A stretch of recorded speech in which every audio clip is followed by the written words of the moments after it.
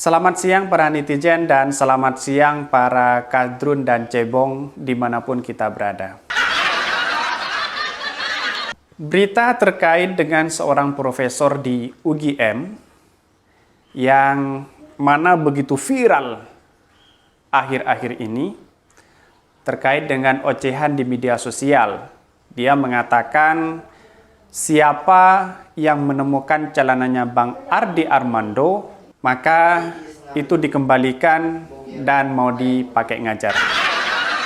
Hal statement seperti itu sebenarnya seorang profesor itu tidak mencerminkan dengan satu empati terhadap saudara-saudara kita. Mengapa? Ya, karena begini. Apapun tindakan kekerasan di Indonesia, itu harus kita lawan. Saya dari dulu, ya kami pribadi ya, memang tidak, walaupun berseberangan dengan pemikiran-pemikiran Adi Armando, tapi bukan berarti saya harus memain kekerasan. Tetapi saya lebih mengedepankan logika untuk membantah sebuah statement Adi Armando tersebut. Jadi begini ya, seorang profesor itu kan seorang pendidik, akademisi. Walaupun dia tidak suka pada Adi Armando, maka seharusnya dia memberikan statement ketidaksukaan dari sebuah pemikiran yang berseberangan. Bukan berarti dia melakukan satu dorongan terhadap satu kekerasan. Dan ini aneh ya bagi seorang profesor melakukan hal seperti itu. Jadi ya seorang pendidik seperti itu. Karena memang dia ASN, dibiayai oleh negara, maka seharusnya dia memberikan satu motivasi lah begitu. Kira-kira seperti itu.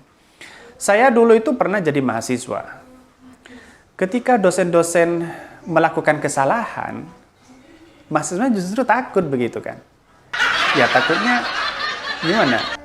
Mungkin sama dengan statement Profesor Karnawijaya ini, mahasiswanya, terus kemudian ketika dosennya salah, bisakah kita bisa membantah, menyalahkan dia? Ya, tidak bisa, karena dia mahasiswanya. Ya takut mungkin nilainya akan berkurang kan begitu. Nah, dari pernyataan itu mungkin profesor itu harus memberikan satu konsekuensi yang harus diterima oleh sebuah lembaga universitas tinggi UGM, memberikan sanksi kepada profesor itu. Karena memang begini, Indonesia itu secara demokrasi okelah secara demokrasi. Tapi yang namanya kekerasan, siapapun yang menimpa kekerasan, itu tidak boleh kita dukung dan didorong. Justru kita harus punya empati yang tinggi, simpati yang tinggi. Dan ini menjadi salah satu contoh generasi yang di Indonesia itu generasi yang memang harus ditekankan begitu. Terus saya baca-baca beritanya gitu kan terkait dengan Karna Wijaya ini, seorang profesor UGM. Saya baca di semua Google. Ternyata dia lebih dekat atau berafiliasi, ya walaupun saya tidak tahu beritanya itu benar atau enggak, tapi saya berita dari semua pernyataan-pernyataan di internet, terus kemudian di Google, terus dari beberapa orang itu lebih berafiliasi ke situ. Tetapi Indonesia sekarang itu kan serba canggih ya. Kita harus tahu bahwa siapapun yang menjadi pendidik tidak boleh melontarkan hal-hal yang bertentangan dengan satu kekerasan misalnya.